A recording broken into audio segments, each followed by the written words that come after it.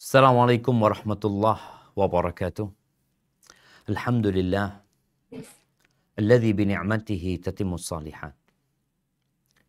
Wassalatu wassalamu ala khairil bariyah.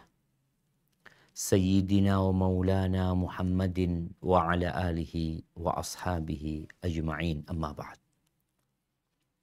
Ahibbati fillah. Sebagaimana kita telah kaji pada kesempatan yang lalu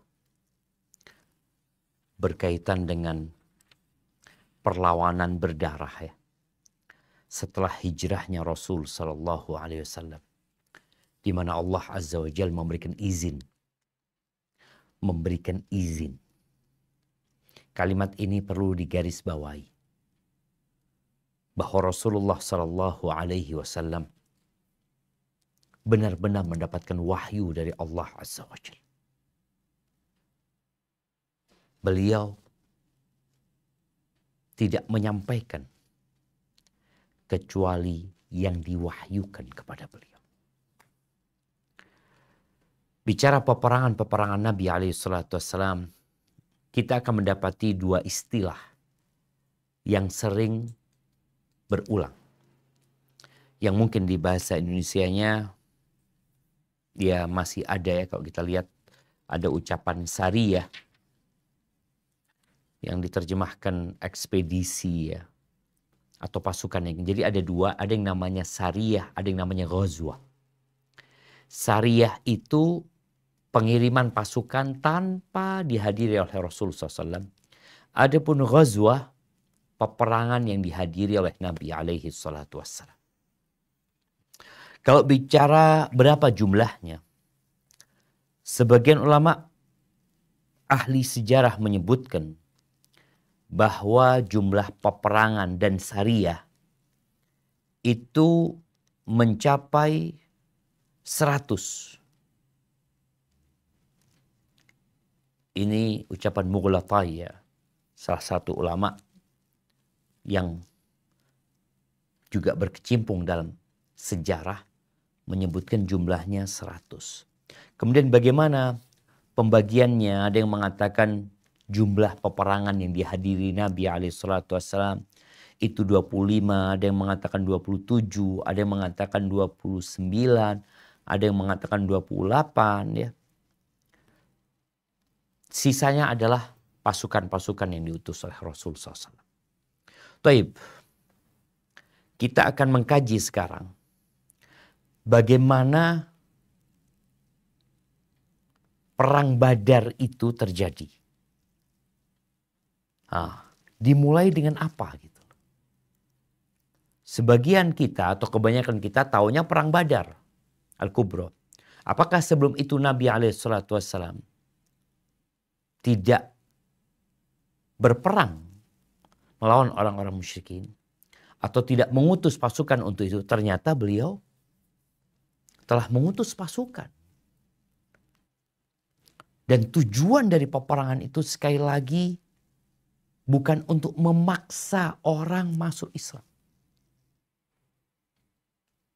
Tapi tujuannya adalah untuk mengenalkan Islam kepada mereka. Yang mau terima ahlan wa sahlan, yang gak mau terima ya apa hendak dikata tatkala peperangan harus terjadi. Baik, silahkan dibaca.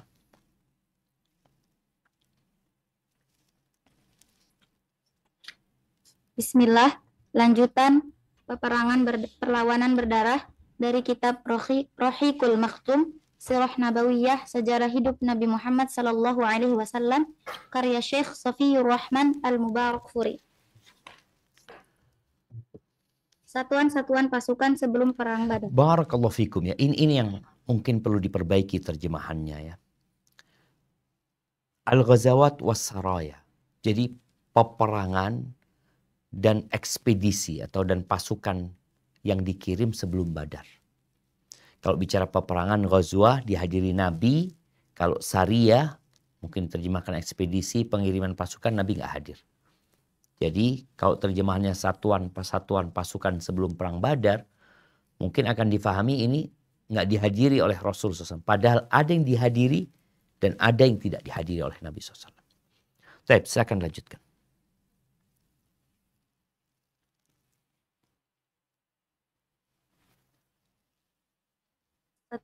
Satuan-satuan pasukan sebelum perang Badar. Untuk mengimplementasikan dua langkah tersebut, kaum muslimin memulai dengan kegiatan militer. Baik, apa dua langkah tersebut? Dua langkah tersebut disebutkan di halaman sebelumnya. Yang pertama, mengadakan perjanjian kerjasama atau tidak saling menyerang dengan beberapa kabilah yang berdekatan dengan jalur perdagangan ini. Atau menjadi penghalang antara jalur itu dan Madinah. Kemudian yang kedua, mengirim beberapa kelompok utusan secara terus-menerus dan bergiliran ke jalur perdagangan tersebut. Membuat perjanjian dan mengutus pasukan untuk memastikan perjanjian yang dijaga atau tidak, atau mereka untuk mengamankan jalan tersebut. Baik, silakan. Langsung setelah turun izin untuk berperang, mereka memulai kegiatan militer dengan mengirimkan mata-mata. Sasaran dari kegiatan mata-mata ini ialah untuk mengenal lebih lanjut tentang jalan-jalan yang ada di sekitar Madinah. Begitu pula jalur ke Mekah.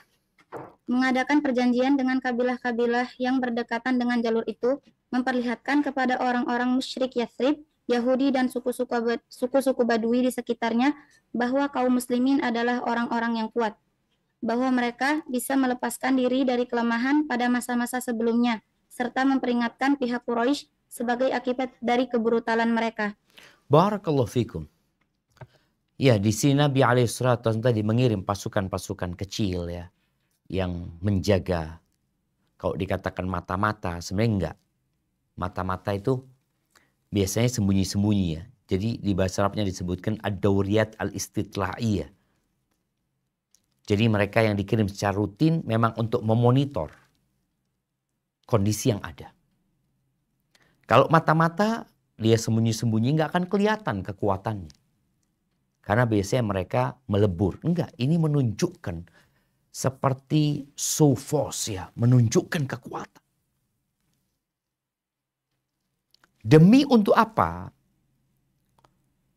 Agar orang-orang itu tidak berpikir yang tidak-tidak. Tidak berpikir untuk menyerang kota Madinah. Tidak berpikir untuk membuat kerusuhan. Karena biasanya, ya kalau kita lihat ya di negeri kita pun, tatkala akan terjadi sesuatu, polisi itu kirim tank, atau tentara kirim tank. Kemudian kirim pasukan, ini itu. Jadi orang yang mau buat keributan nggak jadi gitu loh. Oh kayaknya nggak mampu kita menghadapi mereka. Dan itu dilakukan. Demi apa? Ya, agar mereka menjaga stabilitas yang ada. Dan tidak membuat kerusakan atau kerusuhan. Barakallahu fiik. Nah. Dengan begitu, mereka tidak lagi berbuat semena-mena, yang selama itu masih terus membayangi pikiran kaum muslimin. Harapannya, cara itu pihak Quraisy merasa khawatir terhadap keamanan jalur perdagangan mereka. Lalu mendorong mereka untuk mengadakan perdamaian, membatalkan niat untuk menyerbu kaum muslimin, tidak menghalangi manusia untuk mengikuti jalan Allah, tidak lagi menyiksa mukminin yang lemah di Mekah, sehingga kaum muslimin bebas menyampaikan risalah Allah di seluruh jazirah Arab. Barakallahu fikum. Kita lihat di sini. Rasul SAW tidak ingin berperang sejati.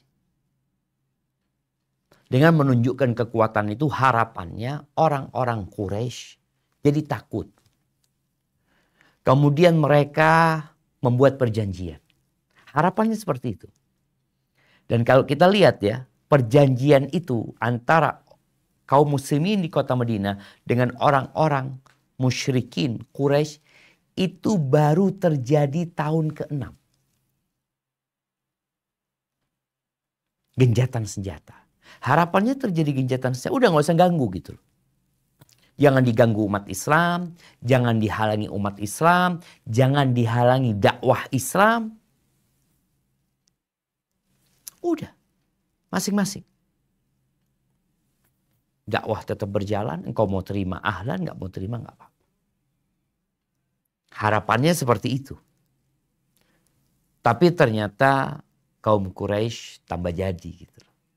Mereka tetap beranggapan bahwa umat Islam ini lemah. Nggak pantas gitu loh. Untuk membuat perjanjian dengan mereka. Untuk genjatan senjata dengan mereka. Karena biasanya orang yang kuat itu akan menindas yang lemah. Bukan malah bikin perjanjian. Tapi orang yang sama-sama kuat, maka mereka akan membuat perjanjian damai. Genjatan senjata. Baik, dilanjutkan. Berikut ini gambaran singkat tentang beberapa satuan pasukan kaum muslimin. 1. Satuan pasukan ke Siful Bahar pada tanggal 1 Ramadan 1 Hijriah 623 Masehi. Untuk memimpin satuan pasukan ini, Rasulullah Shallallahu Alaihi Wasallam menunjuk Hamzah bin Abdul Muttalib bersama 30 orang muhajirin. Sasarannya adalah menghadang kafilah dagang Quraisy yang kembali dari Syam. Kafilah tersebut terdiri dari 300 orang, termasuk Abu Jahal bin Hisham. Mereka tiba di Siful Bahar di bilangan Al-Is. Sebenarnya, mereka sudah saling berhadap-hadapan dan siap untuk berperang. Namun, muncul Majdi bin Amr al-Juhani yang menjadi sekutu kedua belah pihak. Dia melerai kedua belah pihak, sehingga mereka urung berperang. Bendera dalam satuan pasukan Hamzah adalah bendera pertama yang diserahkan Rasulullah Sallallahu Alaihi Wasallam. Warnanya putih dan pembawanya adalah Marthad Kannaz bin Hisan al-Ghanwi. Baik, barakallahu fik ya. Ini mungkin lebih tepatnya bukan Siful Bahar tapi Saiful Bahar. Saifu al-Bahar.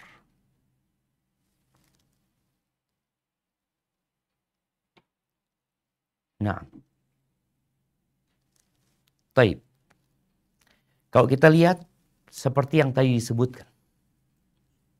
Yang menjadi target adalah jalan perdagangan orang-orang Quraisy yang mereka akan melewati Madinah. Dan Rasul Shallallahu Alaihi Wasallam mengutus berapa orang? 30 orang. Yang akan dihadapi berapa orang? 300 orang. Jadi di awal Islam jemaah, itu Allah Azza wa Jalla menyebutkan bahwa umat Islam satu itu lawan 10. Mungkin kita bisa buka Al-Quran.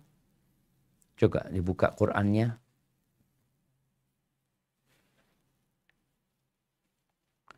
Di surat Al-Anfal.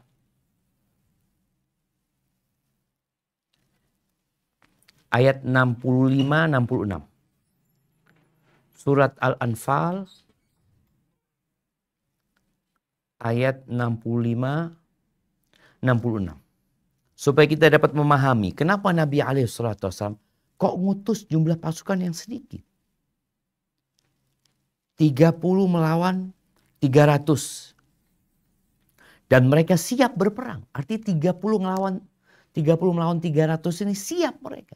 Hanya saja di sini ada salah satu tokoh ya dari kabilah Al-Juhani yang menjadi sekutu untuk kedua belah pihak, yakni mereka dua kabilah ini punya perjanjian sama Quraisy dan punya perjanjian dengan umat Islam, akhirnya melerai untuk tidak terjadi peperangan. Dan disebutkan bendera yang diserahkan Rasul SAW ini yang dibawa pada waktu itu warnanya putih dan pembawanya adalah Marthad Kannaz bin Hisan al-Ghanwi. Artinya mereka ketika berperang bawa bendera aja untuk menunjukkan mereka pasukannya siapa. Dan biasanya bendera ini juga sebagai tanda bahwa mereka masih ada dan kokoh. Kalau bendera itu jatuh, berarti kalah. Baik, coba kita baca firman Allah. Silakan. Surat Al-Anfal 65-66.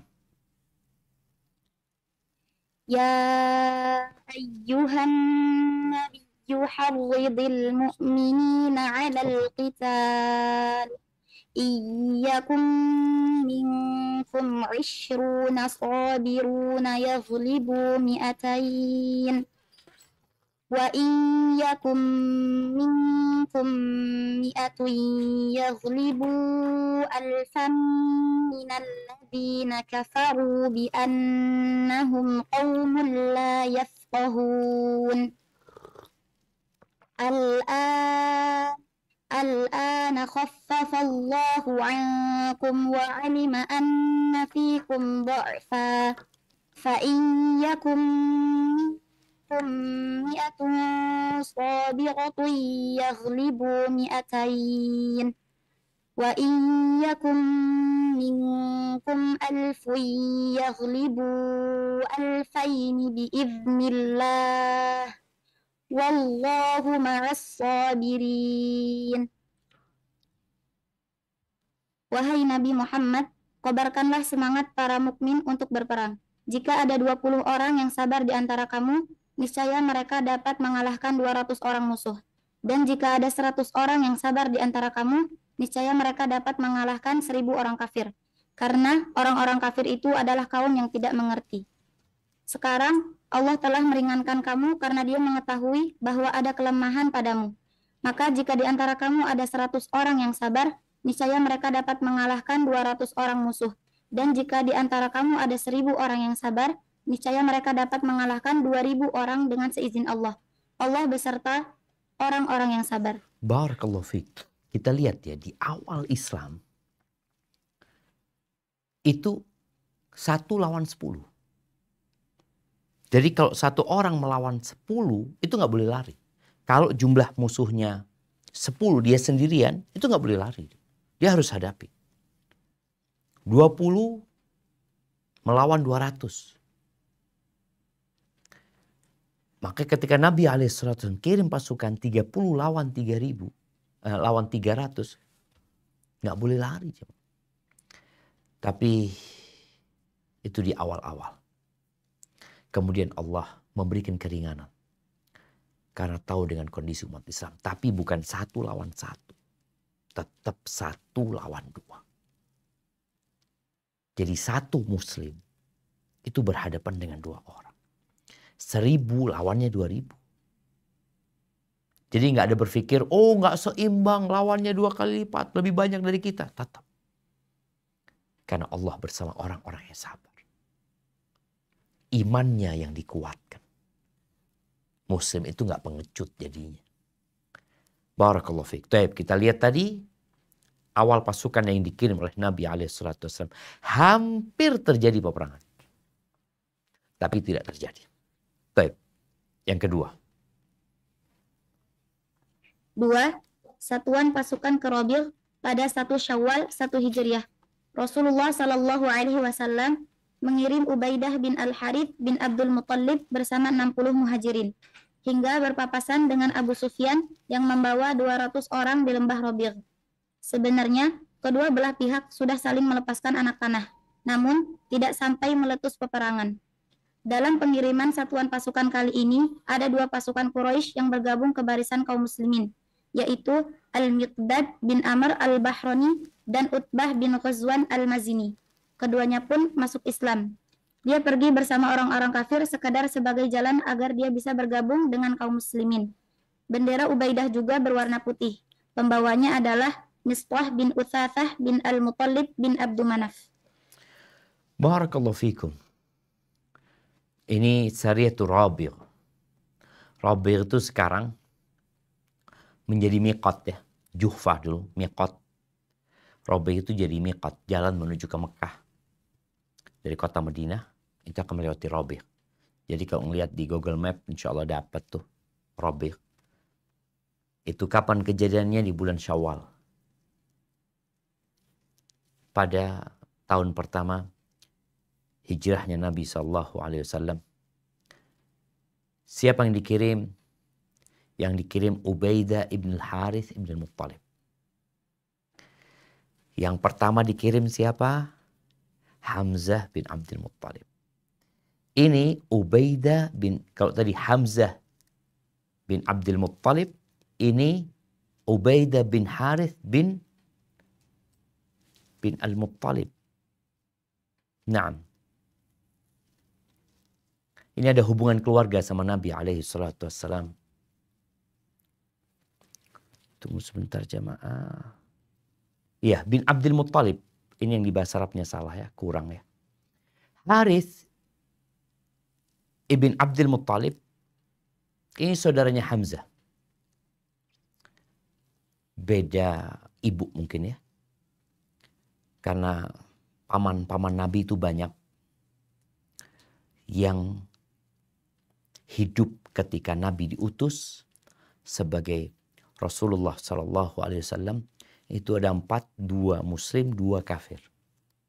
2 yang kafir adalah Abu Talib bersama Abu Lahab, yang Muslim Hamzah bersama pamannya Abbas bin Abdul Muttalib. Nah, kita lihat di sini, Nabi kirimkan keluarganya. Bukan keluarganya suruh di belakang ya. Enggak. Engkau berangkat. Hamzah disuruh berangkat. Ubaidah ibnul Harith. Ini sepupunya Nabi SAW. Jadi Ubaidah ibnul Harith ini. Dia yang nanti ketika perang Badar maju. Bersama Ali bin Abi Thalib dan bersama Hamzah bin Abdul Muttalib. Ketika perang tanding ya. Nabi ngirim Ubaidah, qum ya Hamzah, qum ya Ali, qum ya Ubaidah. 1 pamannya, 2 sepupu Nabi SAW. Dan Ubaidah yang terluka ketika perang tanding itu. Dan juga pada peperangan ini,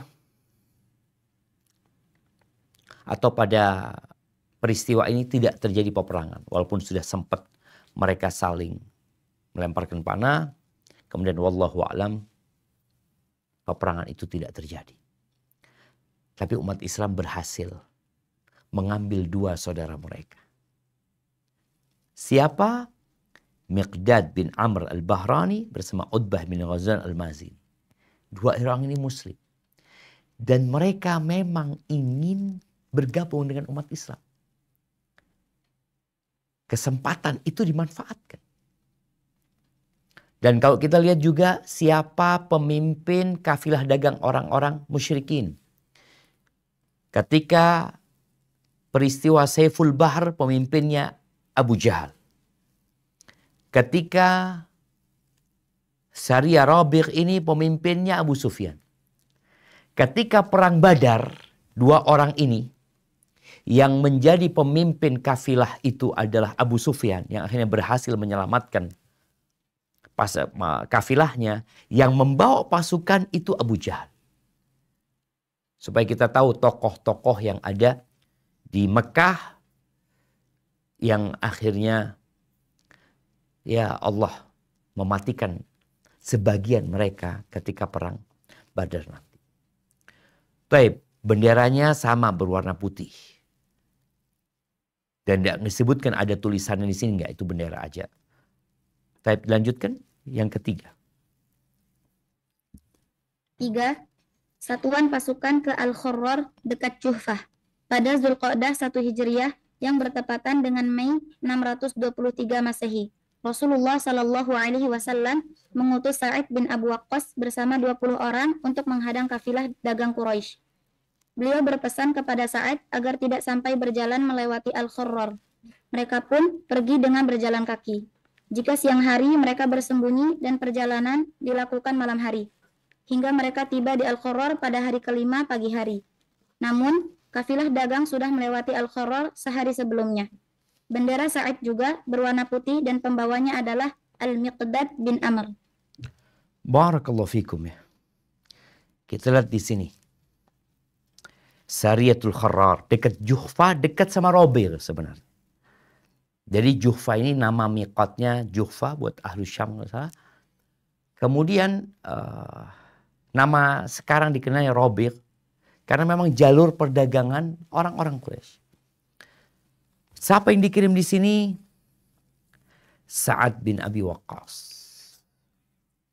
Jadi mereka ini orang-orang muhajirin.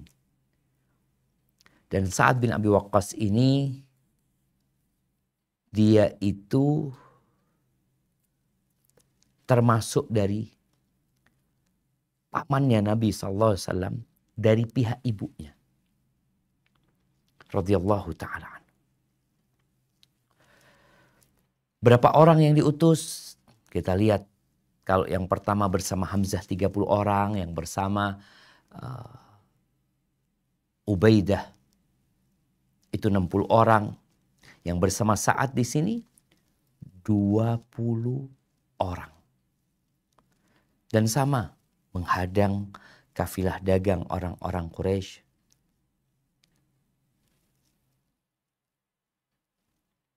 Mereka disebutkan bagaimana mereka berjalannya. Mereka berjalannya di malam hari ya. Kemudian di siang hari mereka bersembunyi. Ketika mereka sampai Al-Kharrar. Tunggu jemaah, ini disebutkan 20 orang rakib. Mereka naik kendaraan sebenarnya. Tapi demi untuk agar tidak tersingkap keberadaan mereka, maka mereka akhirnya jalan kaki. Dan mereka dikasih tahu sama Nabi SAW tidak sampai berjalan, agar tidak sampai berjalan melewati Al-Kharrar. Jadi tidak sampai melewati Kharrar menuju ke Mekah. Sudah batasan akhir mereka Kharrar. Ini pesan dari Nabi SAW. Artinya ketika kafilah dagang itu sudah lewat, kalian balik. Jangan kemudian mengejar kafilah dagang itu. Dan betul, ketika mereka sampai Al-Kharrar, ternyata kafilah dagangnya sudah melewati Al-Kharrar. Disebutkan di sini, ya kemarin mereka sudah melewati Al-Kharrar. Jadi mereka tidak mengejar kafilah itu, mereka pulang. Ini ketaatan para sahabat Nabi kepada Rasul Sallallahu Alaihi Wasallam. Mereka benar-benar mengikuti perintah. Dan seorang yang mengikuti perintah, itulah orang yang baik. Sebagian orang ada yang cerdas, pintar. Tapi gara-gara nggak mengikuti perintah, yang terjadi adalah bencana. Nanti kita akan melihat ya. Beberapa peristiwa di mana ada sebagian sahabat yang tidak ikut perintah, tapi mereka berijtihad.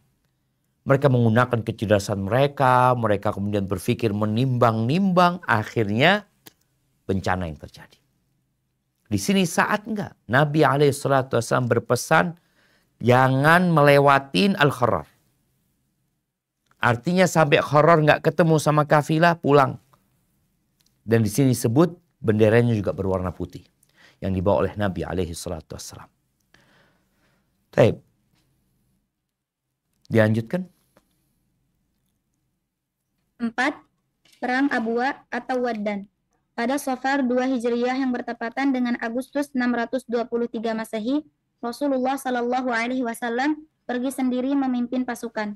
Setelah mengangkat Sa'id bin Ubadah sebagai wakil beliau di Madinah, beliau keluar bersama 70 orang yang hanya terdiri dari kaum muhajirin saja. Tujuannya adalah menghadang kafilah dagang Quraisy. Beliau pergi hingga tiba di Waddan, namun tidak terjadi apa-apa. Dalam kesempatan itu, beliau mengadakan perjanjian persahabatan dengan Amr bin Makhshi, pemimpin Bani Damrah. Inilah isi perjanjian itu. Ini adalah perjanjian dari Muhammad, utusan Allah, dengan Bani Damrah. Sesungguhnya, harta dan diri mereka dijamin keamanannya, dan mereka berhak mendapatkan pertolongan jika ada yang menyerang mereka, kecuali jika mereka memerangi agama Allah. Jika Nabi mengajak mereka agar memberi pertolongan, maka mereka harus memenuhinya. Ini merupakan peperangan pertama yang dilakukan Rasulullah Shallallahu Alaihi Wasallam. Kepergiannya untuk tujuan perang tersebut selama 15 hari. Bendera perang berwarna putih dan pembawanya adalah Hamzah bin Abdul Muttalib. Barakallahu fikum. Ada yang menarik di perjanjian yang dibuat Nabi SAW ya. Cuma mungkin penerjemahnya lupa menerjemahkannya. Di sini disebutkan, tunggu bentar. Kecuali jika mereka memerangi agama Allah.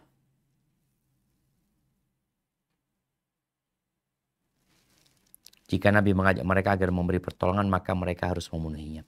Tapi di antara kalimat, sebelum kalimat jika Nabi ya, ada kalimat ma balla bahru sufa. Ma balla bahru sufa. Ini tolong ditambahkan, selama laut Sufah masih ada airnya. Jadi sana selama laut Sufah masih ada airnya. Sufah, bukan Sufah tapi Sufah. Bahru Sufah. Nah, Bahru Sufah. Ya, ini sebuah istilah bahwa perjanjian itu selama-lamanya gitu loh. Sebuah permisalan ya. Dikatakan seperti selama ada malam dan siang ya. Ini selama laut Sufa masih ada airnya. Baik, kita lihat perbedaan 1, 2, 3, dan 4. Di 1, 2, 3 disebut satuan pasukan, satuan pasukan, satuan pasukan. Tapi yang keempat, perang. Kenapa? Karena Nabi SAW hadir. Peristiwa ini pada bulan Safar. Ya, di sini kitab ini menyebutkan tanggal Masehi. Sebenarnya anak sendiri kurang suka. Kenapa beliau menyebutkan Masehi? Karena memang banyak umat Islam yang nggak tahu, nggak paham 2 Safar itu kapan. Tahun kedua Hijriah itu kapan. Sekarang kita kan tanggal 27 September 2023. Ini kapan gitu. Umat Islam sudah mulai meninggalkan kejayaan mereka. Dengan meninggalkan kalender mereka. Yang terpaksa dari tadi kita ngelihat. Di sini disebutkan ya Mei 623 ya. Kemudian 1623 Masehi. Yang kita lihat tanggal-tanggal ini nggak ada disebutkan. Di buku-buku salafus saleh. Di buku-buku para ulama nggak ada. Kenapa? Karena mereka bangga dengan kalender mereka. Ketika dikasih tahu tanggal 2, bulan Safar 2 Hijriah. Berarti kejadian itu 1443 tahun yang lalu. Sekarang tanggal 11 Rabiul Awal. Tahun 1445. Ini kejadiannya Safar. Kapan Safar? Bulan kemarin. Muharram, Safar, Rabiul Awal. Ahibati fillah. Rasul SAW memimpin sendiri. Beliau meninggalkan wakilnya di Madinah. Yang ngurusin urusan kota Madinah. Siapa? Sa'ad bin Ubadah radhiyallahu anhu. Beliau keluar bersama 70 sahabatnya. Dan disebutkan semuanya dari kalangan muhajirin. Ini juga perlu difahami. Kenapa beliau ambil dari muhajirin? Beliau tidak ingin merepotin orang-orang Ansor.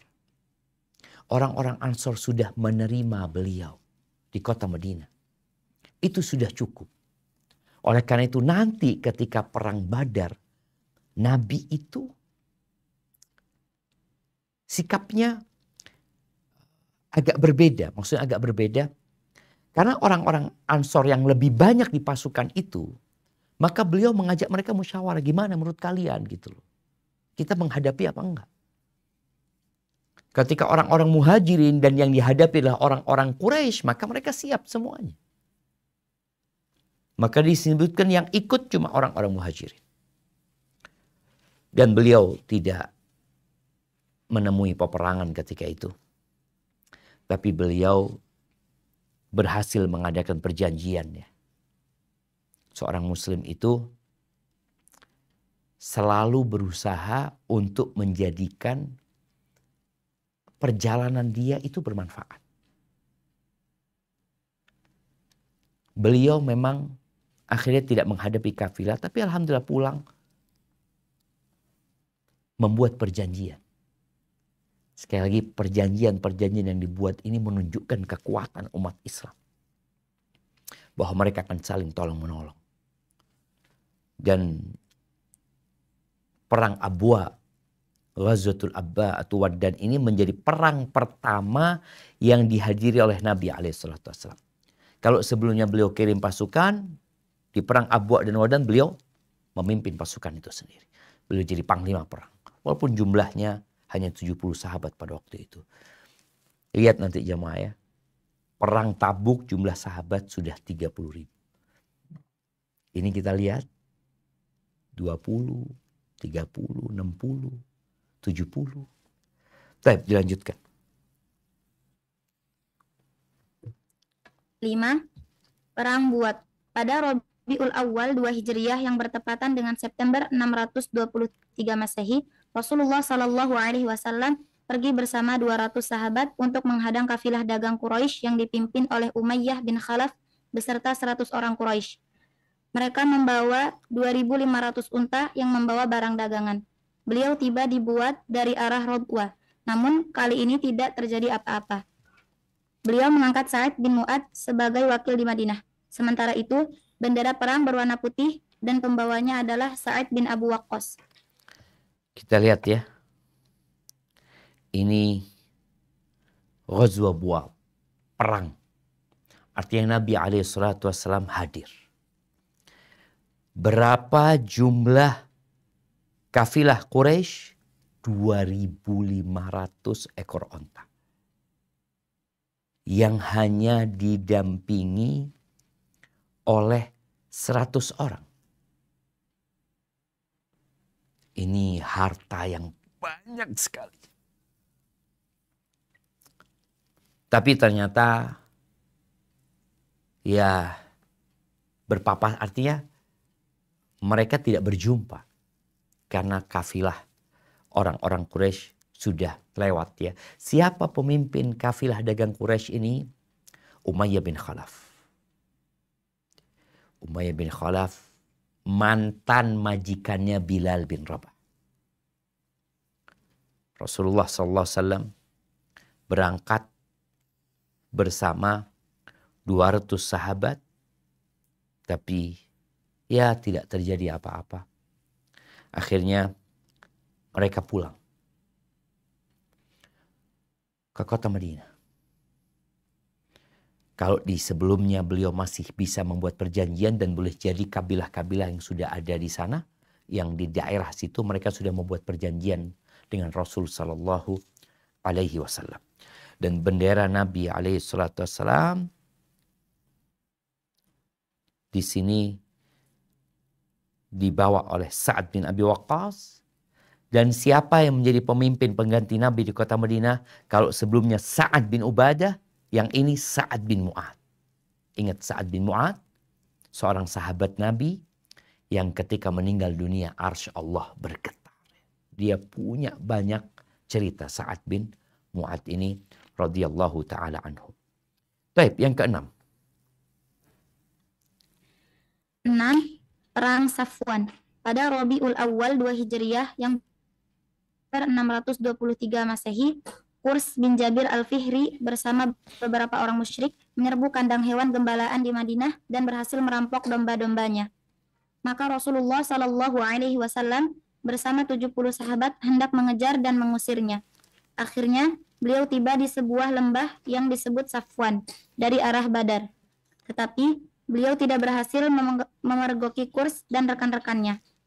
Maka beliau kembali lagi tanpa ada peperangan. Perang ini bisa disebut Perang Badar Ula pertama. Dalam perang ini, beliau mengangkat Zaid bin Harithah sebagai wakil beliau di Madinah. Mengangkat Bendera siapa? Zaid. Zaid bin Harithah sebagai wakil beliau di Madinah. Bendera perang berwarna putih dan pembawanya adalah Ali bin Abu Thalib. Bin Abi Thalib. Bin Abi Thalib. Ali Taib. bin Abi Thalib. Yang pertama perlu diperbaiki di sini, kurz pakai zai ya. Kurz pakai zai bukan pakai s ya. Taib. Peristiwa ini terjadi 1444 tahun yang lalu. Sekarang kita berada di Rabiul Awal dan peristiwa ini di bulan Rabiul Awal. Bagaimana Kurz bin Jabir al-Fihri bersama beberapa musyrikin menyerbu kandang, bukan kandang, tapi tempat pengembalaan. Tempat pengembalaan ya. Biasanya di luar kota Madinah. Artinya orang-orang musyrikin ini ya belum memandang kekuatan umat Islam sebagai kekuatan yang perlu ditakuti. Maka bagaimana Kurz dengan beberapa orang aja dia berani untuk mengambil, merampas beberapa hewan ternak milik penduduk Madinah. Yang akhirnya Nabi SAW mengejarnya. Ingat disebutkan di sini bahwasanya nama daerahnya Safwan yang dekat dengan Badar. Maka inilah yang dikenal dengan Perang Badar Ula. Perang Badar pertama ya, disebutkan pertama karena Nabi sampai ke dekat Badar di sana. Tapi bukan untuk menghadang kafilah dagang. Kita bisa perhatikan yang pertama, kedua, ketiga, keempat, kelima. Semua peristiwa itu dalam rangka menghadang kafilah orang-orang Quraisy. Tapi yang keenam perang Safwan bukan. Tapi dalam rangka mengambil kembali hewan-hewan ternak yang dirampok atau dibawa oleh Kurz bin Jabir al-Fikhri. Tapi ternyata dia berhasil membawa. Dan Nabi SAW tidak berhasil mendapati dia. Siapa yang jadi pengganti Nabi di kota Madinah? Kalau yang tadi di peperangan Abwa dan Buat, itu yang menjadi pengganti Nabi SAW adalah orang-orang Ansar. Tapi yang di keenam ini, perang Safwan ini, yang menggantikan Nabi di kota Madinah adalah Zaid bin Harithah radhiyallahu anhu. Di sini ada hikmah jemaah. Agar orang-orang Ansor siap dipimpin oleh selain mereka. Ketika ditinggal sama Nabi SAW. Baik, dilanjutkan yang ketujuh. 7. Perang Dzul Usyairah. Pada Jumadil Ula dan Jumadil Akhirah 2 Hijriah. Bertepatan dengan bulan Dzul Usyairah. Perang Dzul Usyairah pada Jumadil Ula dan Jumadil Akhirah 2 Hijriah bertepatan dengan bulan November dan Desember 623 Masehi. Rasulullah Shallallahu Alaihi Wasallam keluar memimpin 150 atau 200 muhajirin untuk menghadang kafilah dagang Quraisy yang hendak pergi ke Syam. Kabar yang sampai kepada beliau, kafilah itu membawa harta orang-orang Quraisy. Namun ketika tiba di Dzul Usyairah dekat Yanbu, Dzul Usyairah dekat Yanbu, rombongan Quraisy sedang melewati tempat itu beberapa hari sebelumnya. Kafilah inilah yang kemudian dicari-cari oleh beliau sekembalinya dari Syam, yang kemudian menjadi penyebab meletusnya perang Badar Kubro. Kepergian beliau ini dilakukan pada akhir Jumadil Ula dan kembali pada awal Jumadil Akhirah. Menurut riwayat Ibnu Ishaq, boleh jadi inilah yang menjadi sebab terjadinya perbedaan pendapat di kalangan pakar sejarah tentang penerapan bulan terjadinya peperangan ini. Dalam kesempatan ini, beliau mengikat perjanjian damai dengan Bani Mudlij dan sekutu mereka dari Bani Damrah. Beliau mengangkat Abu Salamah al-Makhzumi sebagai wakil beliau di Madinah. Bendera perang berwarna putih dan pembawanya adalah Hanwah bin Abdul Muttalib. Barakallahu fikum. Taib, kita lihat di sini jamaah.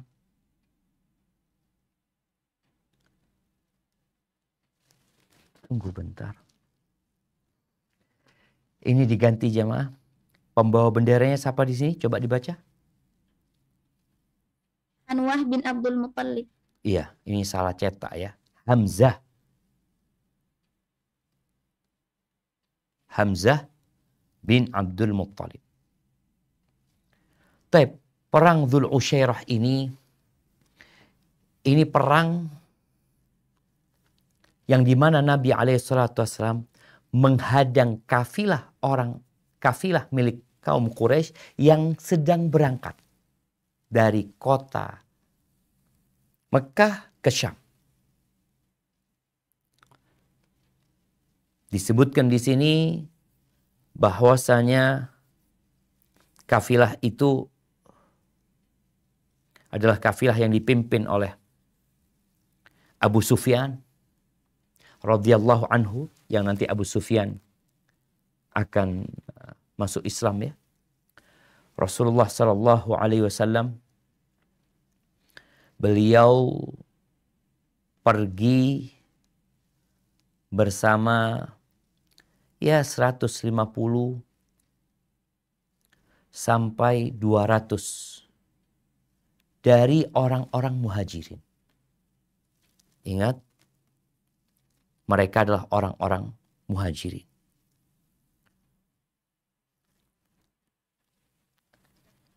Tunggu bentar, ada yang tidak diterjemahkan di sini jemaah.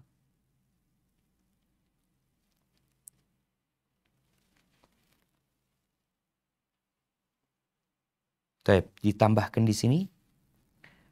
Walam yukrih ahadan alal khuruj. Dan beliau tidak memaksa seorang pun untuk ikut. Walam yukrih ahadan alal khuruj. Mereka keluar membawa 30 ekor onta yang dinaiki secara 30 onta yang dinaikin secara bergantian. Ini tolong ditambahkan karena di sini ada faedah ya. Bagaimana 150 atau 200 orang itu yang pergi untuk menghadang kafilah Quraisy ini, mereka nggak punya kendaraan yang mencukupi. Jadi kalau nanti ketinggalan, tahu-tahu kafilahnya sudah pergi, ya karena memang mereka gantian naik ontanya. Nggak semuanya naik onta. Dan ketika berjalan kaki sebagiannya, mau tidak mau onta ini menyesuaikan dengan yang jalan. Sehingga mereka terlambat di sini.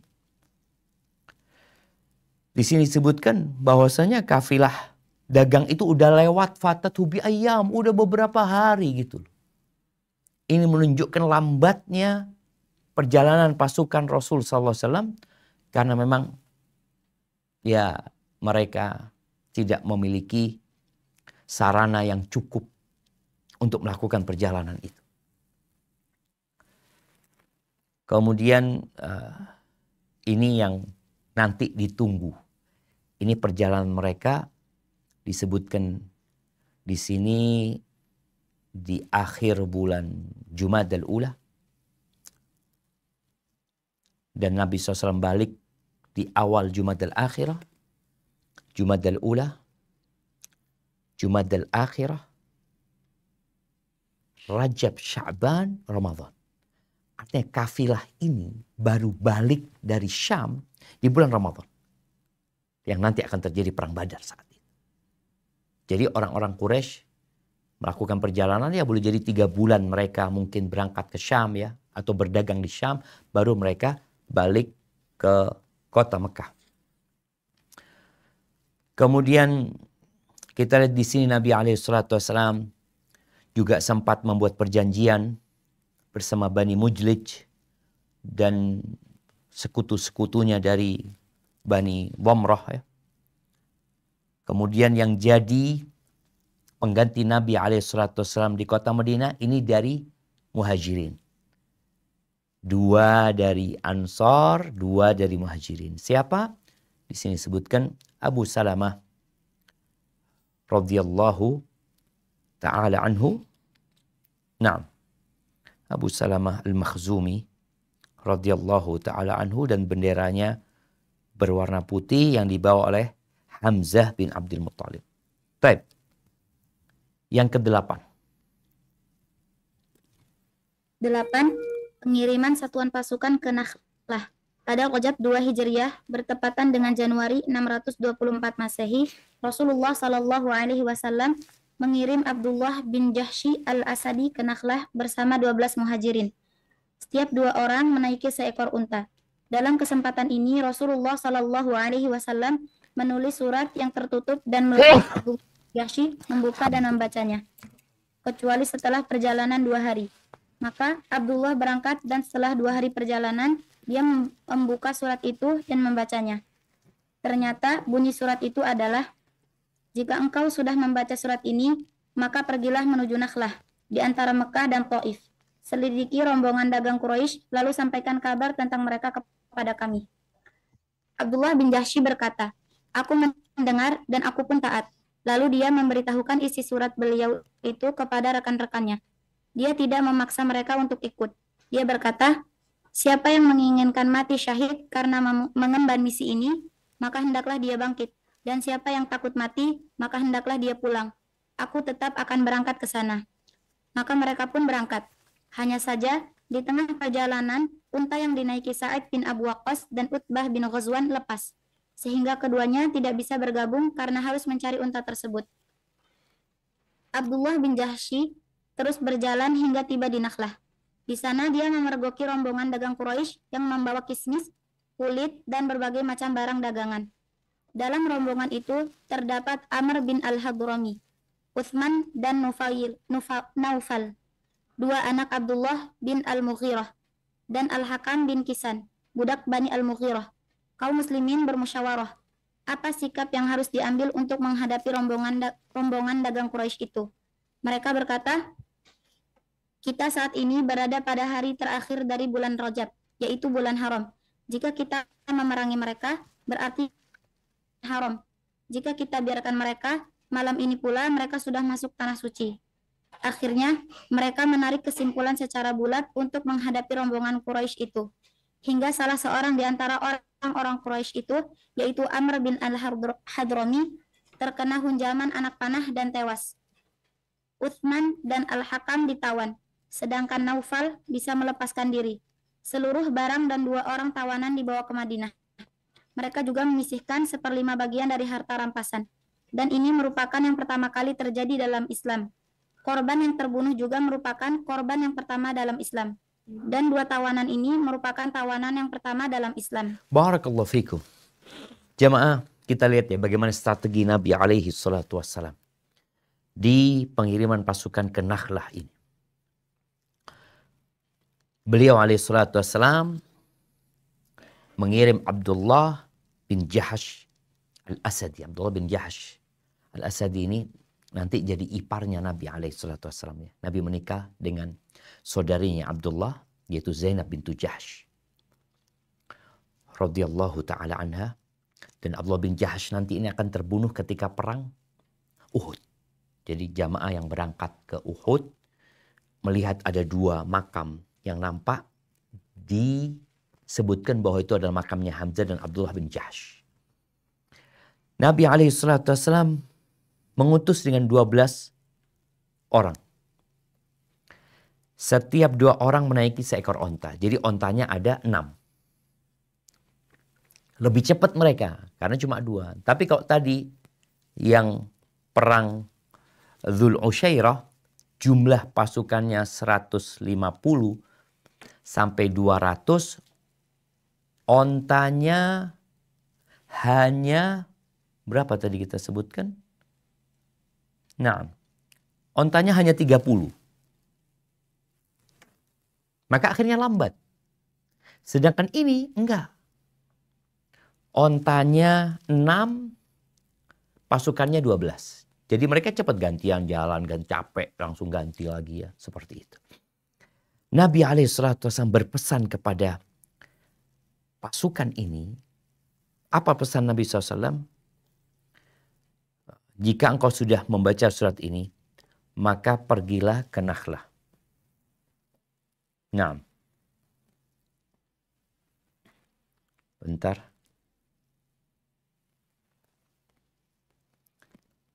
Sampai, ya, jika pergilah ke Nakhlah, di antara Mekah dan Taif, selidiki rombongan dagang Quraisy lalu sampaikan kabar tentang mereka kepada kami. Kita lihat, mereka hanya disuruh untuk mencari tahu informasi tentang kafilah dagang orang-orang Quraisy. Bukan untuk menyerang. Dan mereka berangkat di bulan Rajab. Ini pentingnya kalender Hijriyah. Kalau mereka berangkatnya bulan Januari, udah nggak ada yang berkaitan dengan hukum. Bulan Rajab ini salah satu bulan haram yang dilarang mereka untuk berperang di sana. Makanya Nabi SAW mengirim pasukan ini untuk mencari tahu, bukan untuk berperang. Dan akhirnya 12 orang itu berangkat, tinggal 2 orang yang disebutkan Sa'ad bin Abi Waqqas yang kehilangan ontanya bersama Utbah bin Ghazwan yang akhirnya 10 orang yang berangkat. 2 orang mencari ontanya. Mereka akhirnya melihat ada harta rampasan perang, jumlah yang menjaga kafilah ini nggak banyak. Mereka bermusyawarah di antara mereka. Yang mereka tahu dengan kesucian bulan Rajab. Akhirnya mereka menyampaikan itu. Dalam musyawarah itu bagaimana mereka menyebutkan, ya gimana, nahnu fi akhir yaumin Rajab. Kita berada di akhir bulan Rajab. Lalu mereka mengatakan asyahrul haram, bulan ini bulan haram. Kalau kita memerangi mereka berarti kita ya termasuk melanggar bulan haram. Jika kita tidak memerangi mereka, berarti mereka pun malam ini akan masuk ke tanah haram. Jadi pilihan mereka sulit. Nunggu besok mereka akan masuk ke tanah haram. Hari ini masih bulan haram. Ya sudah, akhirnya mereka sepakat untuk menyerang. Dan mereka berhasil membunuh Amr ibn al-Hadrami. Kemudian menawan Uthman dan Hakam. Naufal kabur. Mereka berempat cuma. Akhirnya mereka ke kota Madinah bawa harta rampasan perang. Kalau kita lihat ini harta rampasan perang pertama ya. Karena peperangan yang pertama, kedua, ketiga, keempat, kelima, sampai yang ketujuh nggak dapat apa-apa. Nggak ada yang mereka bawa dari harta rampasan perang. Ini mereka dapat. Mereka membunuh orang pertama, menawan tawanan pertama juga. Ini pasukan yang dipimpin oleh Abdullah bin Jahash radhiyallahu anhum. Tapi bagaimana sekarang tatkala mereka sampai ke kota Madinah? Mereka melanggar bulan haram. Mereka juga melanggar arahan Nabi SAW. Maka apa yang terjadi? Kita akan lanjutkan. Silakan dibaca. Namun Rasulullah SAW tidak sependapat dengan apa yang mereka lakukan. Baik, ini mungkin bahasanya sangat santun ya penerjemahnya ya. Tidak sependapat. Kalau di bahasa Arabnya itu angkara. Rasulullah SAW mengingkari apa yang mereka lakukan. Mungkin terjadi ganti. Namun Rasulullah SAW mengingkari apa yang mereka lakukan.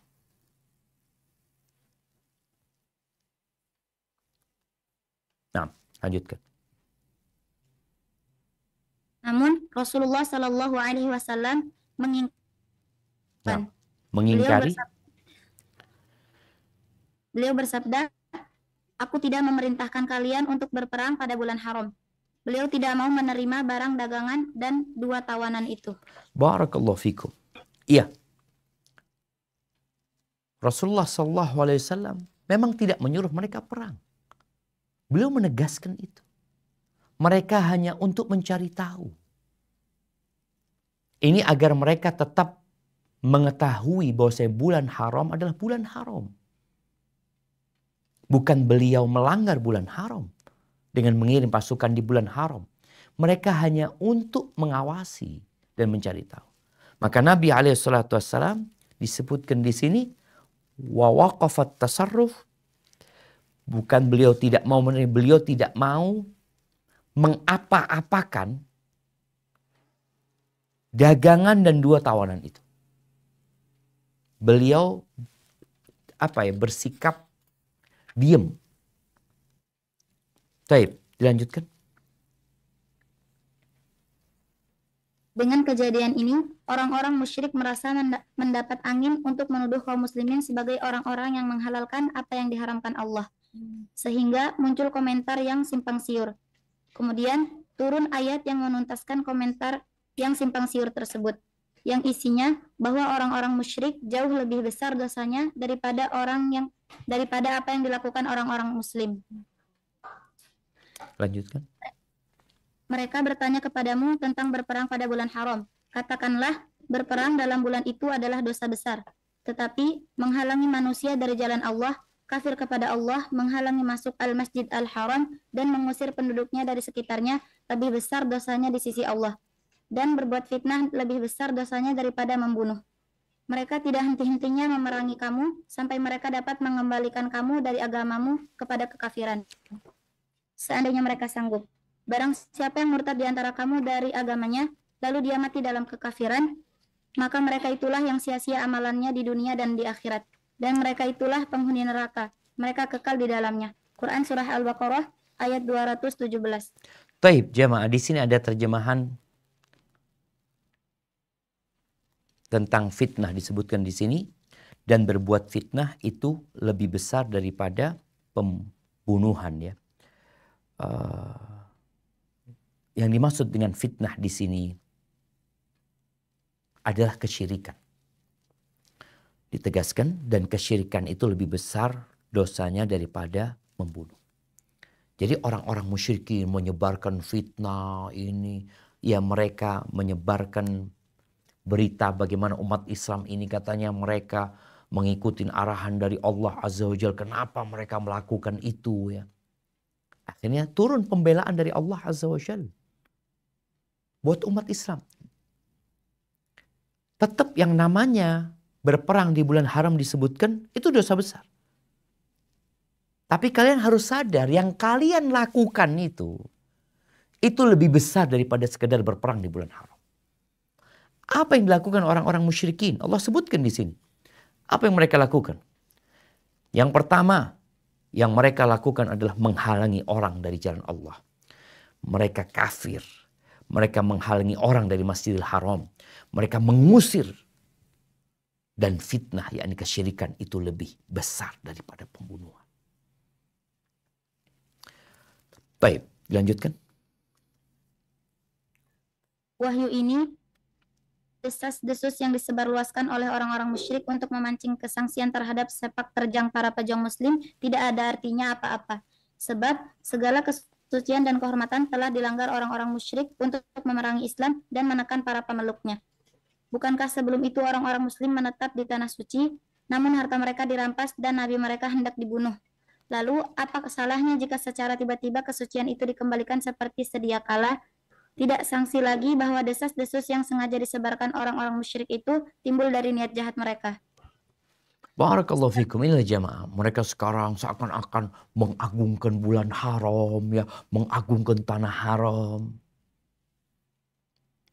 Omong kosong nih jamaah. Bukankah mereka yang memerangi umat Islam di tanah haram? Bukankah mereka yang menindas umat Islam di tanah haram? Bukankah mereka yang ingin membunuh nabi mereka di tanah haram? Lalu kok sekarang mereka seakan-akan orang yang paling suci. Ini mengingatkan mereka. Jadi memang kadang-kala maling teriak maling, jemaah. Maka Allah turunkan ayat ini. Yang akhirnya Nabi SAW apa yang beliau lakukan? Baik, dilanjutkan.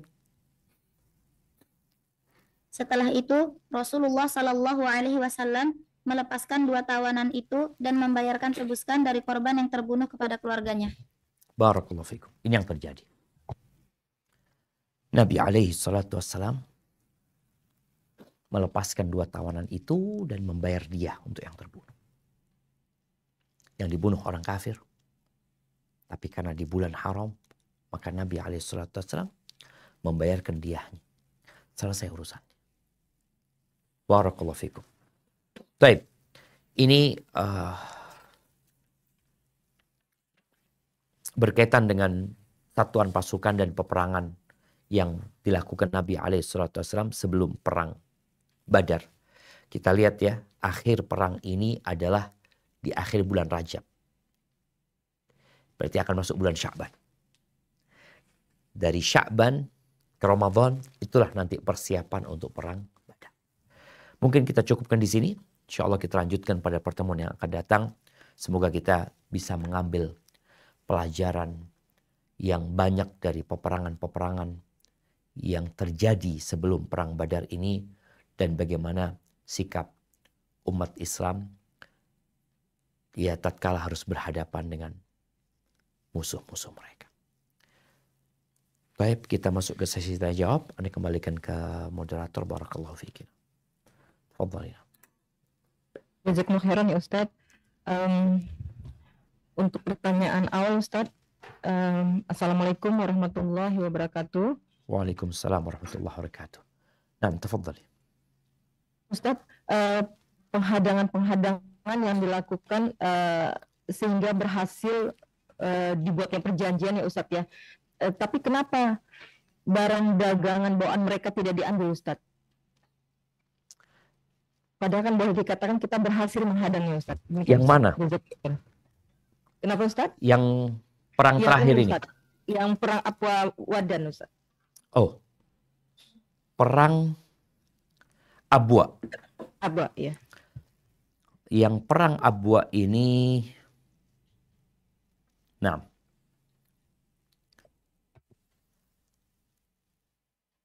ini disebutkan di perang Abwa ini nggak berhasil ya.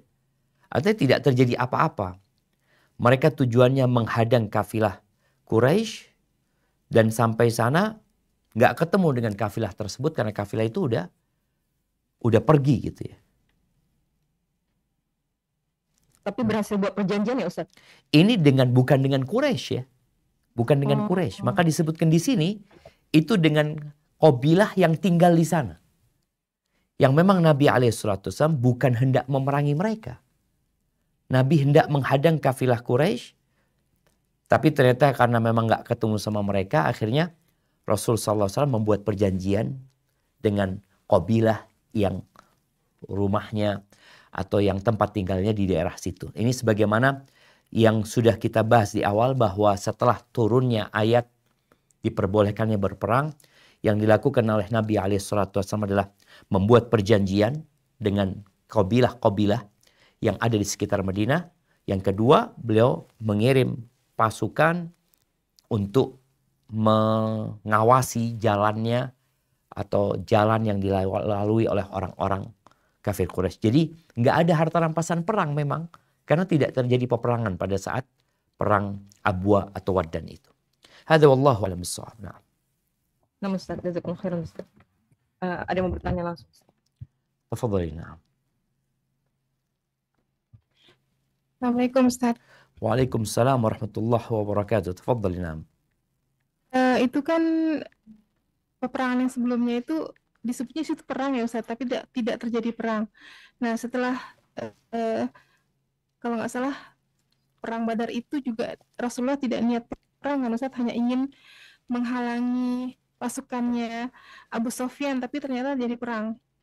Itu gimana keterangannya Ustaz? Maksudnya dari pertama yang dari nomor 4 sampai nomor 7 itu perang, tetapi tidak terjadi peperangan. Tapi setelah perang Badar yang kubronya, yang tadinya niat Rasulullah tidak perang, tapi terjadi perang. Kurang satu Barakallahu yang fikum. pertama aja gitu. Nah, iya, jadi yang pertama istilah ghazwah tadi udah disampaikan di awal. Ghazwah itu adalah pasukan yang dipimpin oleh Nabi SAW. Tujuannya menghadang kafilah Quraisy. Jadi bukan perang dalam artian berperang dengan orang-orang Quraisy. Makanya kalau bicara kafilah dagang, ya kafilah itu memang bukan pasukan ya. Tapi disebut ghazwah karena pasukan itu dipimpin oleh Nabi SAW.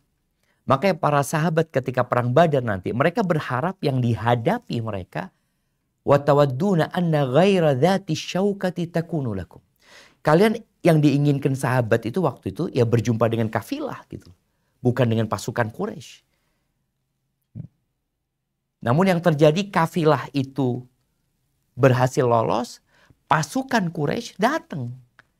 Jadi akhirnya memang perang yang terjadi nantinya. Yang berkecamuk itu perang antara pasukan yang sebenarnya ingin menghadang kafilah dengan pasukan Quraisy yang memang ingin perang. Jadi istilah ghazwah ini, pasukan itu ya dikirim untuk menghadang kafilah. Dan ketika yang pertama, kedua, ketiga, keempat, semua kafilah itu lolos ya. Nggak ada yang bisa dihadang. Tapi kemudian yang perang Badar itu juga lolos. Artinya kafilah itu nggak berhasil dihadang. Ternyata yang dihadapi oleh Nabi SAW adalah pasukan dengan kekuatan yang besar. Maka disebutkan Zatus Syaukah. Yang inginkan sahabat ya ketemu dengan kafilah itu sebenarnya. Mungkin ini adalah istilah ya. Jadi istilah ghazwah itu adalah sebuah pasukan yang dipimpin Nabi SAW. Yang kalau bicara tujuannya perang. Oke, perang ini tujuannya lebih untuk menghadang kafilah orang-orang Quraisy. Sebagaimana Nabi SAW ketika mengirim Abdullah bin Jahash, disebut pasukan yang dikirim, tapi tujuannya hanya untuk mencari tahu. Namun ternyata mereka ya berperang akhirnya. Tapi tetap disebut Sariyah yang dikirim sama Nabi SAW. Mungkin seperti itu. Wallahu a'lam bishawab. Ustaz, jazakallahu khairan Ustaz. Ada yang pertanyaan masuk lagi Ustaz. Assalamualaikum warahmatullahi wabarakatuh. Waalaikumsalam warahmatullahi wabarakatuh. Nah, Ustaz, apa hikmahnya ditetapkannya bulan haram pada bulan Rajab, Muharram, Zulqa'dah dan Zulhijjah Ustaz? Jazakumullah khairan. Apa pertanyaannya? Apa hikmahnya Ustaz? Adanya bulan haram dan pada 4 bulan tersebut Ustaz. Subhanallah. Coba kita baca surat At-Taubah ya. Surat Taubah ayat 36. Coba ditampilkan surat Taubah ayat 36.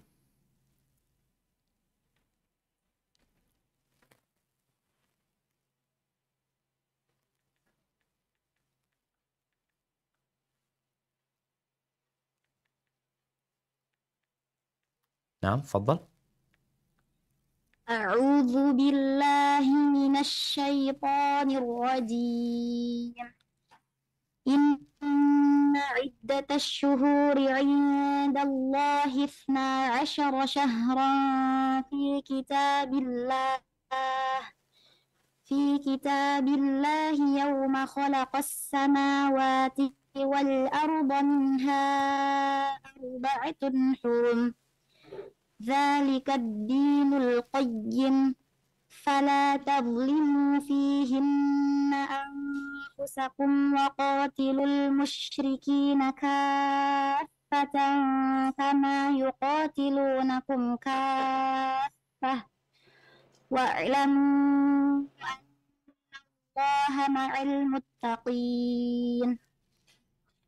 Sesungguhnya jumlah bulan menurut Allah ialah 12 bulan. Sebagaimana dalam ketetapan Allah pada waktu Dia menciptakan langit dan bumi. Di antaranya ada 4 bulan haram. Itulah ketetapan agama yang lurus. Maka janganlah kamu menzalimi dirimu dalam bulan yang 4 itu. Dan perangilah kamu kaum musyrikin semuanya sebagaimana mereka pun memerangi kamu semuanya. Dan ketahuilah bahwa Allah beserta orang-orang yang bertakwa. Subhanallah jemaah. Jadi penentuan bulan haram ini Allah yang menetapkan. Kapan ditetapkan? Pada hari penciptaan langit dan bumi. Kalau bicara apa hikmahnya, wallahu a'lam bishawab ya. Ana pernah baca di antara hikmahnya adalah agar orang-orang bisa hidup aman di bulan-bulan tersebut.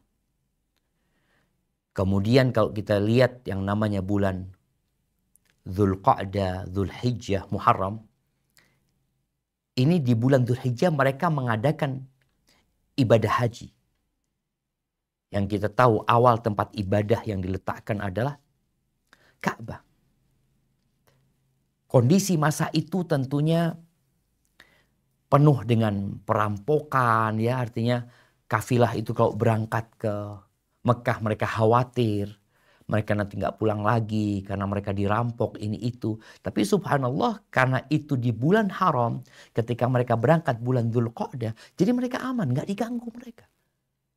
Pulangnya juga nggak diganggu karena masuk bulan haram. Jadi pelaksanaan ibadah itu benar-benar terjaga. Adapun kalau bicara bulan Rajab, wallahu a'lam bishawab ya. Tapi yang jelas itu beberapa hikmah yang pernah ana baca berkaitan dengan kenapa kok bulan haramnya itu, kok bulan-bulan itu ya, bulan Rajab ya. Maka bagaimana tatkala sebagian orang yang masuk Islam dari bangsa Arab itu mereka mengatakan kami itu nggak bisa datang ke tempatmu ya Rasulullah kecuali di bulan haram. Jadi kalau bulan haram mereka baru bisa melakukan perjalanan. Kalau nggak mereka dirampok dan dibunuh.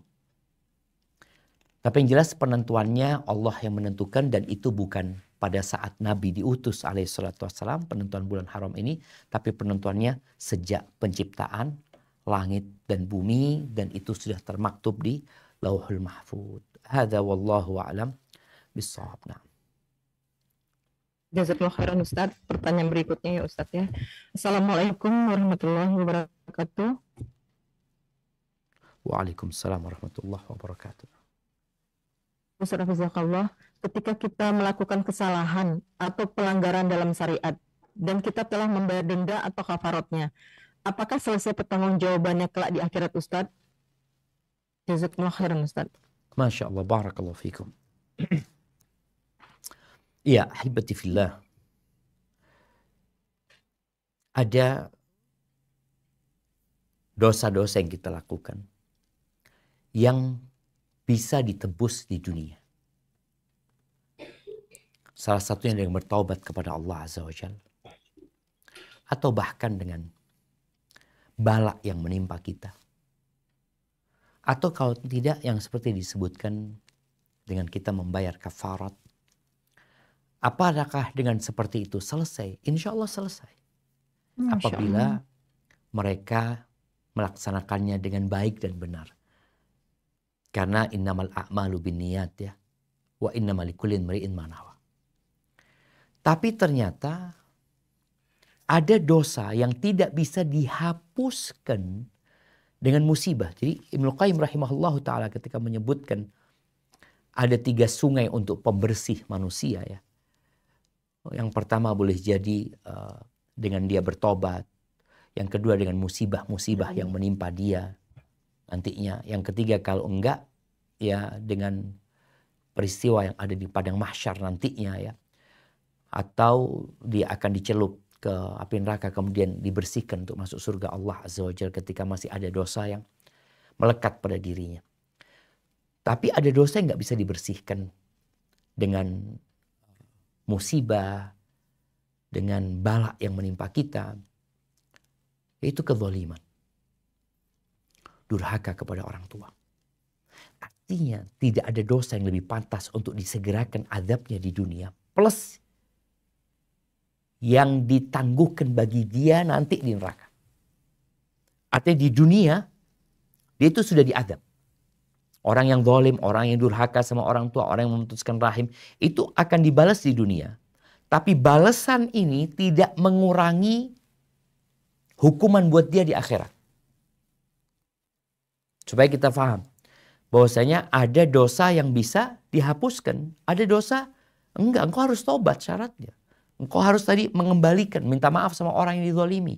Kalau engkau mengambil milik dia, engkau kembalikan kepada dia. Jadi seperti itu. Wallahu a'lam bishawab. Nah. Jazakallahu khairan Ustadz. Ana baca pertanyaan masuk lagi Ustadz. Assalamualaikum warahmatullahi wabarakatuh. Waalaikumsalam warahmatullahi wabarakatuh. Izin bertanya Ustadz, di dalam Al-Quran surat An-Nisa disebutkan bahwa orang munafik ketika sholat dalam keadaan malas. Orang munafik ketika sholat dalam keadaan malas. Pertanyaannya, nah, pertanyaannya? Pertanyaannya, Ana sering kali susah untuk khusyuk ketika sholat dan sering merasa berat ketika menjalankan sholat tahajud karena ngantuk atau dingin. Kadang dengan pertolongan Allah, Ana berhasil untuk bangun walaupun masih ngantuk. Apakah itu juga termasuk munafik, Ustadz? Lalu apakah Allah tetap mau menerima amalan Ana walaupun Ana berat melakukannya? Dan bagaimana agar bisa menjalankan ibadah dengan khusyuk, Ustadz?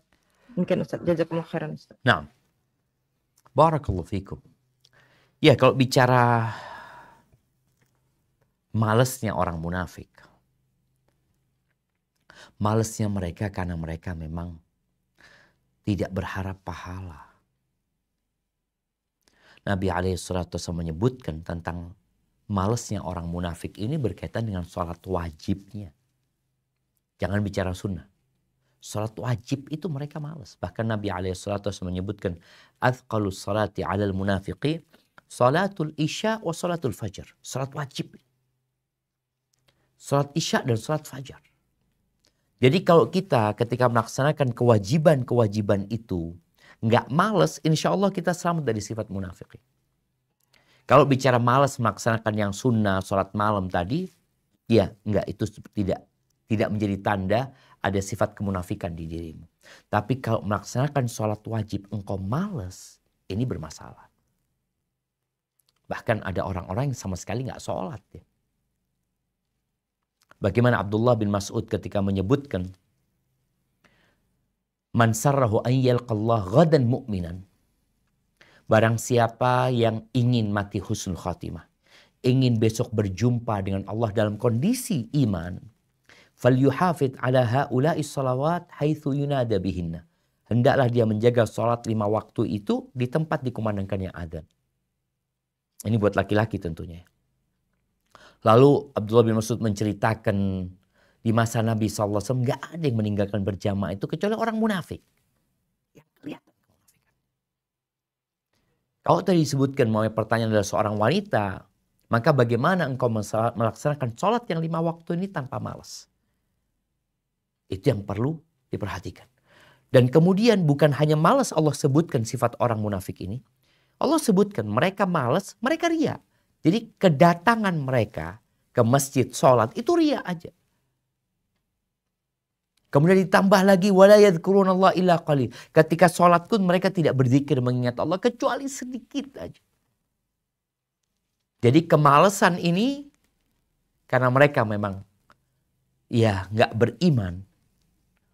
Ditambah lagi riyaknya mereka dan tidak menyebut nama Allah kecuali sedikit. Jadi usahakanlah kita ya ketika sholat wajib itu menyambutnya dengan penuh kebahagiaan ya, bagi yang perempuan bagaimana dia sholat tepat waktu ya. Kemudian bagi mereka yang datang bulan kalau sudah bersih ya, berusaha untuk segera mandi agar bisa melaksanakan sholat yang menjadi kewajiban buat dirinya. Jangan sampai bermalas-malesan. Hadza wallahu a'lam bishawab. Nah. Mau bertanya langsung? Assalamualaikum Ustaz. Waalaikumsalam warahmatullahi wabarakatuh. Mengenai kaitan dengan sholat juga Ustaz ya.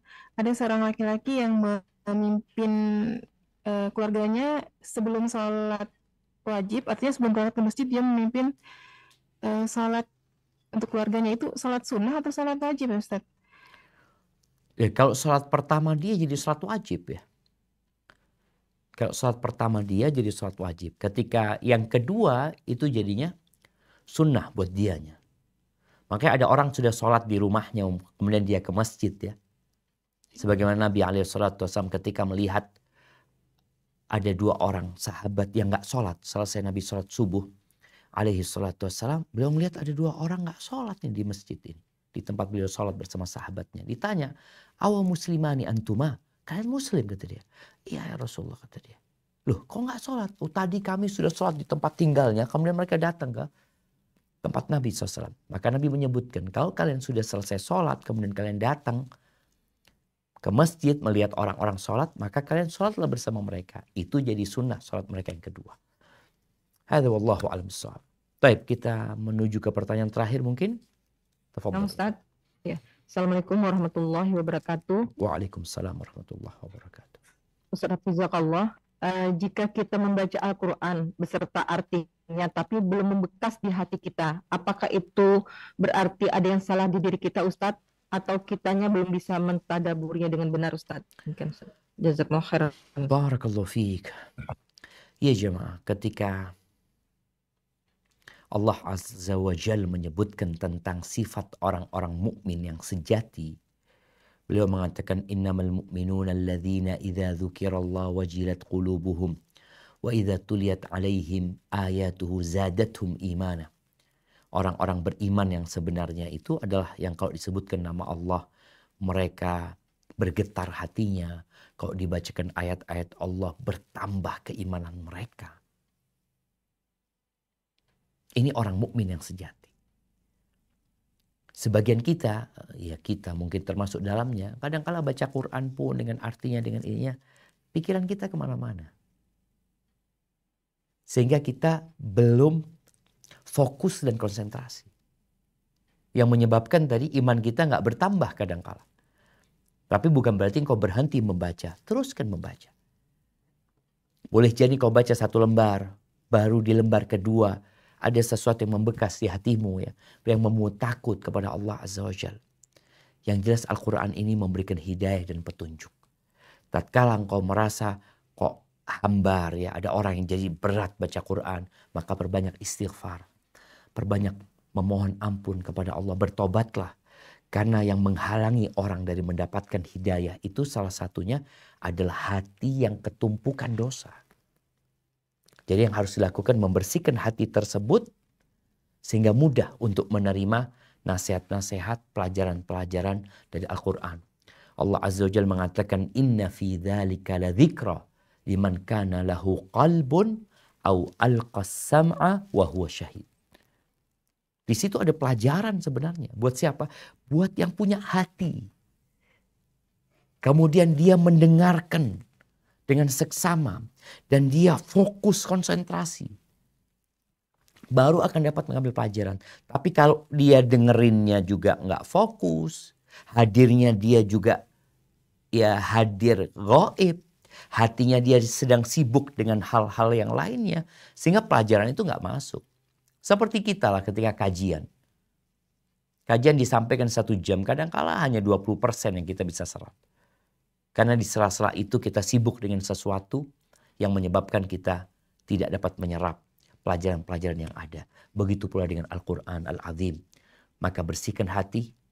Insya Allah kita akan dapat mengambil pelajaran dan perbaiki niat. Sehingga amalan kita diterima oleh Allah Azza wa Jalla. Barakallahu fiik. Aqulu qawli hadha. Wa astaghfirullah li walakum. Wa lisairil mu'minin wal mu'minat fastaghfiruhu innahu wal ghafur rahim. Sampai berjumpa kembali. Wassalamualaikum warahmatullahi wabarakatuh.